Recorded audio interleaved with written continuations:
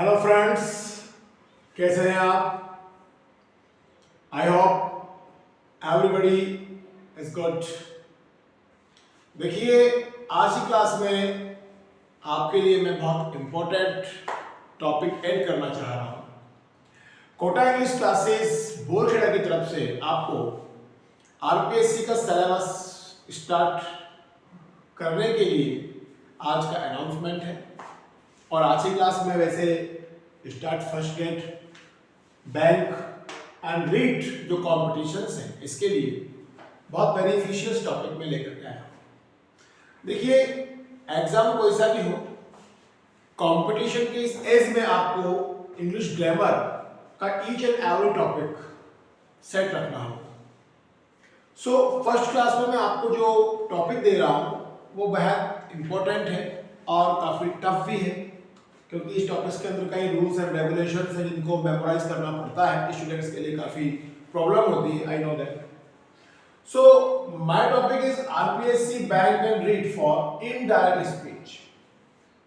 इसका दूसरा नाम नरेशन भी है।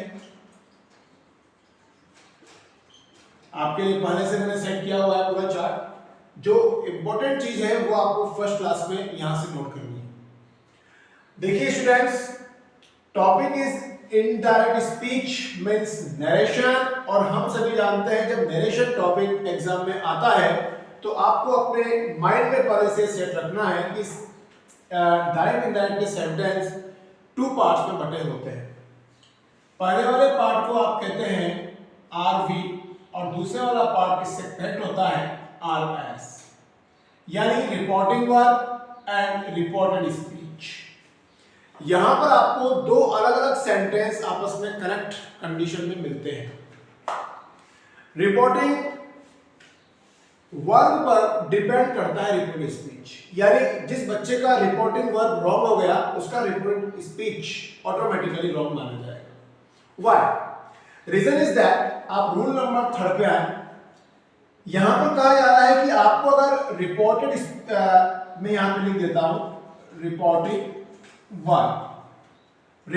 वर्ब में अगर आपको सेज दिखाई देता है तो स्टूडेंट उसको चेंज करने के लिए टेल्स लिखिए।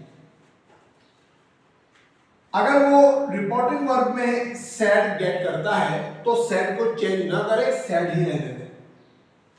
एंड रिपोर्टिंग वर्ब में अगर आपको सेड टू दिखाई देता है तो आप उसको सेंटेंस पहचान कर, सेंटेंस वैसे कई प्रकार के होते हैं, अफर्मेटिव, इंट्रोगेटिव, इंपेरेटिव, तो अलग अलग टाइप ऑफ सेंटेंस में रिपोर्टिंग वर्ब के ये जो वर्ड है वो चेंज होते हैं।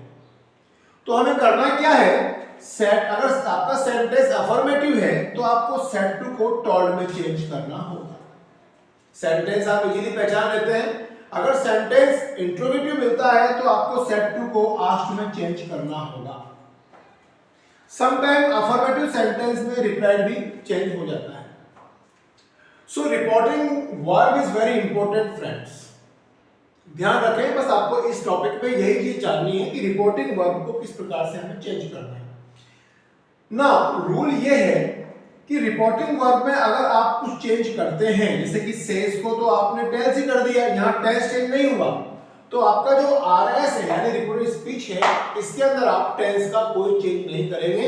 ये रूल्स मैं आपको आगे एग्जांपल में समझाता हुआ चलूंगा। अभी आप रूल नंबर 1 को देखिए।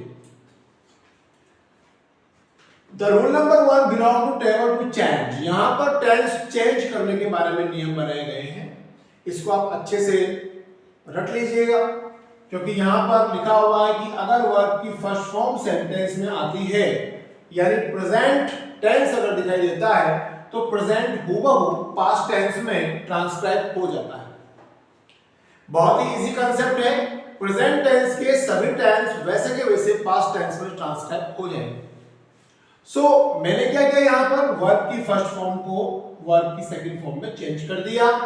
आफ्टर दैट अगर मुझे डज नॉट दिखाई देता है, डू नॉट या डज नॉट, तो मैं उसको इजीली डिड नॉट कर दूंगा। अगर डिड है, जैसे इंट्रोगेटिव सेंटेंस आ गया, डिड यू डू इट, तो डिड को देख करके आपको उसे चेंज करना है हैड में, यानी पास्ट परफेक्ट में। वर्ब की सेकंड फॉर्म आने पर आप उसे हैड करेंगे, हैज हैव आने पर आप उसको हैड कर देंगे, वॉज वर आने पर आपको हैड बीन करना होगा बिकॉज वॉज वर के साथ आईएनजी लगी होगी तो ये टेंस पास्ट कंटिन्यूस होगा, तो आपको past continuous past perfect continuous में चेंज करना होगा। सो यहां पर हैड बीन लिखा हुआ है। विल और शेल आने पर आप वुड शुड कर दें, यानी जितने भी मॉडल अगर आप यूज कर रहे हैं जैसे कि मे, शैल, विल, कैन, इन सबको आप पास्ट फॉर्म बना दें। कैन का क्या हो जाएगा? कुड हो जाएगा। Very easy. सो फ्रेंड, अगर आपने इस टेंस की टेबल को अच्छे से मेमोराइज कर लिया तो आप रूल नंबर 2 पे आएंगे जहां पर आपको सेंटेंस में एडवर्ब भी चेंज करने होंगे।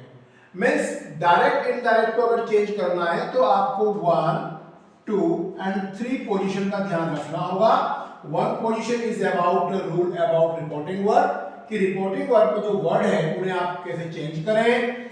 नंबर 2 पे आपको टेंस का चेंज करना होगा और नंबर 3 पे आपको एडवर्ब मिलेंगे, उन एडवर्ब को भी चेंज करना होगा।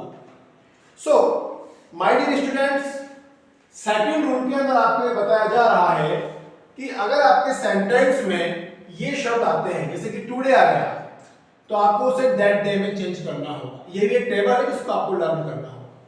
टुमारो, यस्टरडे आता है तो आपको द प्रीवियस डे में चेंज करना होगा। टुमारो द फॉलोइंग डे में चेंज करना होगा।